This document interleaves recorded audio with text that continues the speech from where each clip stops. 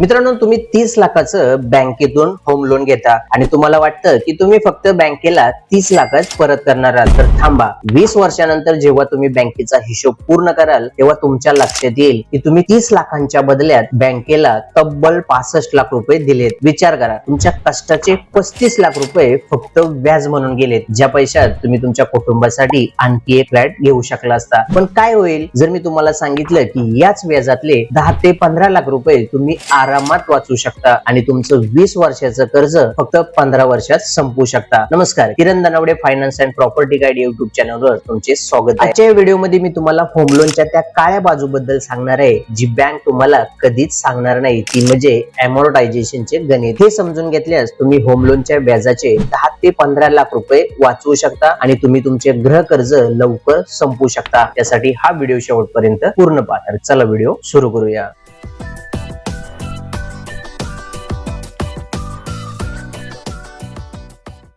बँकेत गेल्यावर आपण फक्त ईएमआय किती येईल हे विचारतो, पण खरी मेक ईएमआयच्या आत असते. तुम्ही दर महिन्याला 25 ते 30 हजार रुपयांचा हप्ता भरता आणि तुम्हाला वाटतं की माझं कर्ज कमी होतंय, पण खरी गोम इथेच आहे. याला बँकिंग भाषेत म्हणतात अमॉर्टायझेशन. सुरुवातीच्या 5 ते 7 वर्षात तुमच्या हप्त्यातला 80 ते 90% हिस्सा फक्त व्याज कापण्यासाठी जातो. तुमची मूळ मुद्दल फक्त 10 ते 20%च कमी होते. म्हणजे तुम्ही 5 वर्ष हप्ते भरल्यानंतरही जेव्हा बँकेत जाता तेव्हा तुम्हाला समजतं की 30 लाखांपैकी फक्त 2 ते 3 लाखच कमी झाले. हे टाळण्यासाठी तुम्हाला खेळावं लागेल मुद्दल सोबत, व्याजासोबत नाही. सुरुवातीच्या वर्षात तुमच्या हप्त्यातील जवळजवळ 80% हिस्सा फक्त व्याजाचा असतो आणि मुद्दल फक्त 20% कापली जाते. उदाहरणार्थ, जर तुमचा हप्ता 26,000 रुपये असेल तर सुरुवातीला मुद्दल फक्त 5,200 रुपये तुमच्या कर्जातून कमी होतात आणि उरलेले 20,000 रुपये बँक स्वतःकडे व्याज म्हणून ठेवते. अनेक जण काय करतात की हप्ता कमी बसावा म्हणून 30 वर्षासाठी कर्ज घेतात, पण लक्षात ठेवा, जेवढा जास्त कालावधी तेवढा मोठा व्याजाचा डोंगर. 30 लाखांच्या कर्जावर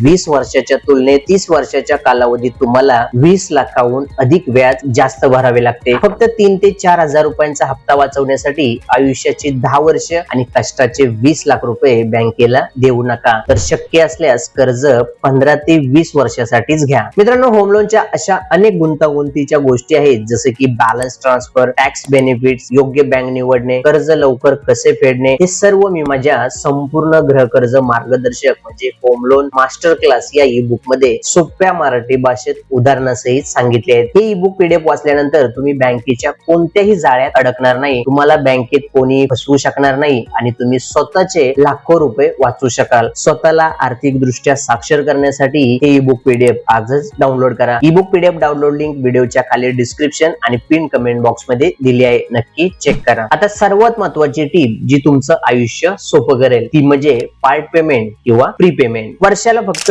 एक अतिरिक्त म्हणजे एक एक्स्ट्रा ईएमआय भरा, म्हणजे वर्षाला 12 ऐवजी 13 हप्ते भरा किंवा दरवर्षी मुद्दलाच्या 5% रक्कम वेगळी भरा. ही जी वाढीव रक्कम तुम्ही भरता ती थेट तुमच्या मुद्दलातून वजा होते. या एका साध्या स्टेपमुळे तुमचं 20 वर्षाचं कर्ज 5 ते 6 वर्ष आधीच संपतं आणि व्याजात किमान 8 ते 10 लाखांची मोठी बचत होते. ही साधी स्टेप तुम्हाला सरळ 10 ते 15 लाखांचा फायदा करून देऊ शकते. जर तुमचा सिबिल स्कोर चांगला असेल तर तुम्ही कमी व्याजदरात कर्ज मिळवू शकता. जर तुमची बँक 9% व्याज घेत असेल आणि दुसरी बँक 8.5% ऑफर करत असेल तर बॅलन्स ट्रान्सफरचा विचार करा. तुम्हाला वाटेल की अर्ध्या टक्क्याने काय होतंय, पण 30 लाखांच्या कर्जावर हा 0.5% म्हणजे अर्धा टक्का सुद्धा तुम्हाला 4 ते 5 लाखांचा फायदा करून देऊ शकतो. फक्त तुमचा सिबिल स्कोर 750च्या वर ठेवा, म्हणजे तुम्हाला कमी दरात कर्ज मिळेल. तर मित्रांनो, होम लोन म्हणजे आयुष्यावरचे ओझे नसून ती योग्य नियोजनाने संपवण्याची एक संधी आहे. जर तुम्हाला हा व्हिडिओ माहितीपूर्ण वाटला असेल तर याला नक्की लाईक करा आणि तुमच्या त्या मित्राला पाठवा ज्याने नुकतेच घर घेतले आहे. आणि प्रॉपर्टी आणि फायनान्सच्या अशाच माहितीसाठी आपल्या चॅनलला सबस्क्राईब करा. पुन्हा भेटूया अशाच एका माहितीपूर्ण व्हिडिओ मध्ये. धन्यवाद.